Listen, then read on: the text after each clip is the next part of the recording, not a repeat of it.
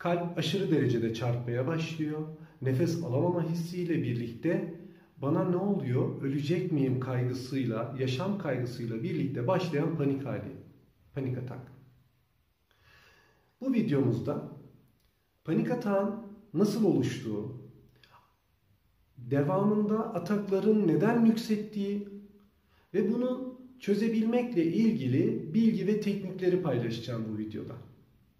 Lütfen eğer panik atak sorunu sahibiyseniz veya değilseniz de panik atak sorunu olan tanıdığınız birileri varsa bu videoyu izlemelerini ve burada verilen bilgi ve teknikleri uygulamalarını, deneyimlemelerini ve sonrasında rahatlıkla, kolaylıkla panik atak sorununun üstesinden geldiğini göreceksiniz.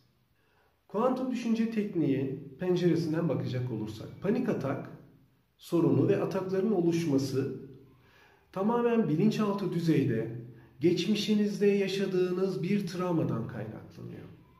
Bu travma, yaşamınızda her şeyin yolunda olmasını sağlayan ve onsuz yaşamın olamayacağını düşündüğünüz, sizin için hayati önem taşıyan, sevdiğiniz, değerli olan sizin için, bu anne olabilir, baba olabilir, kardeş olabilir, eş olabilir veya bir arkadaşınız olabilir.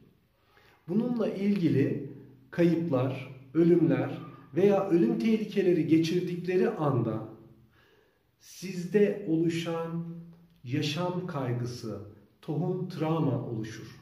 Onsuz ben yaşamı nasıl sürdürebilirim korkusu ve kaygısıdır bu. Evet, o kişi yaşamınızda olmadığı zaman yaşamı sürdüremeyeceğinizle ilgili, zorlanacağınızla ya da sıkıntılı olabilecek, onsuz yaşam olamayacağıyla ilgili oluşan travmatik bir duygu. Bilinçaltı o tohum düşünceyi orada barındırmaya başlıyor. Ve bir süre sonra unutuyorsunuz o yaşanan acı kaybınız veya o ölüm riskinin sonrasında. Kişi yaşamında yaşamı sürdürmekle ilgili kaygılar, sıkıntılar, olay ve durumlar yaşamaya başladıktan sonra o duygu, o travmatik duygu, ben nasıl yaşamımı sürdürebilirim duygusu yeniden yeşermeye başlıyor. Ve bilinçaltı o duyguyu bilince doğru pompaladığı esnada kişide kalp çarpıntısı ve nefes alamama hissi oluşmaya başlıyor. Çünkü yaşamsal kaygı, nasıl yaşayacağını bilememe kaygısı ve yaşamdan olabilme kaygısı. Aslında panik atak kişinin kendisinin ölebileceği korkusundan dolayı oluşmaz. Evet, o birlikte hayatı sürdürdüğü ve onsuz hayatı sürdüremeyeceği diye düşündüğü insanların yaşamının kaybından dolayı oluşur panik atak. Doğal olarak yaşamsal kaygı duyabileceği olayları, durumları yaşadığında o bilinçaltındaki tohum düşünce yeniden bilinç düzeyine bu kaygıyı pompaladığı için, o duyguyu pompaladığı için yeniden kişide kalp çarpıntısı ve nefes alamama hissi oluyor. Çünkü yaşam dediğimiz şey kalp çarpıntısı ve nefese bağlıdır. Neden? Kalp durduğunda yaşam durur, nefes kesildiğinde yaşam durur. Demek ki yaşamını sürdürememe ile ilgili kaygı oluşmaya başlar.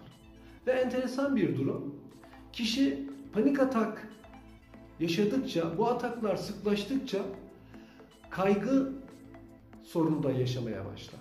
Çünkü o ben ölecek miyim ya da ne oluyor bana bilemediği, içinden çıkamadığı halle beraber kaygı durumu sürekli oluşmaya başladığında başka durumlar karşısında da kaygılanmaya başlar. Ve panik atakla birlikte obsesif kaygı bozukluğu dediğimiz durumlar ortaya çıkmaya başlıyor. Evet, panik atak bu şekilde yaşanıyor. Peki, antidepresanlar çözüm mü? Geçici çözüm. O bilinç altında bulunan yaşamsal kaygı duygusu bilince pompalanması halini baskıladığı için kişi kısa bir süre ya da belirli bir süre o şekilde yaşamını sürdürebiliyor. Ya yaşamını ilaca bağlı sürdürecek ya da bilinç ve bilinçaltı düzeyden bu sorunun üstesinden gelecek. Seçim kişiye ait. Ancak ben buradan bilinç ve bilinçaltı düzeyden bu konunun üstesinden gelmek isteyenler için çeşitli bilgi ve teknikleri paylaşacağım. Öncelikle panik atağı yaşayan kişi bu bahsettiğim durumlardan birisine maruz kaldığı zamana gidip eğer vefat etmişse veya yaşıyor da olabilir. Ancak gözünü kapatıp bir süre gevşedikten sonra o kişiyi karşısında görüp ona sensiz de ben yaşamımı kolaylıkla ve rahatlıkla sürdürüyorum.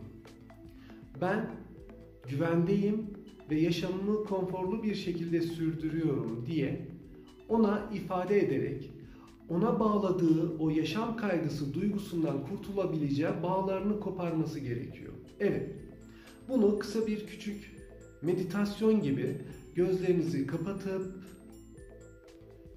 karşınızda o kişiyi hayal edip ve o kişiye ben kolaylıkla ve rahatlıkla sensiz de yaşamımı sürdürebiliyorum. Ben güvendeyim. Ben artık seninle olan bağlarımı koparıyorum. Sensiz yaşamımı sürdürmeyi seçiyorum dediğinde ve bir süre sonra gözlerini açtığında onunla özgürleşme gerçekleştirmiş olacak. Bu birinci adım. İkinci adım. Şimdi vereceğim 3 cümleyi bir kağıda not edin. Sabahları uyandığınızda ve akşamları uyuyacağınız zaman bu 3 cümleyi 10'ar kez tekrarlayın. 21 gün süresince. Bu 3 cümle şu şekilde olacak.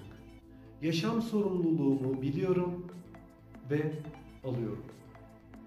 Yaşamımı konforlu ve keyifli bir şekilde sürdürüyorum. Yaşamımda her şey yolunda ve güvendeyim. Evet, bu 3 cümleyi sabah uyandığınızda 10'ar kez, akşam uykuya gittiğinizde 10'ar kez tekrarlayın. Gün içerisinde de arzu ederseniz tekrarlayabilirsiniz. Peki bu iyileşme, sorunun bitiş sürecine girdiğinizde bu arada atak yaşarsanız ne yapacaksınız?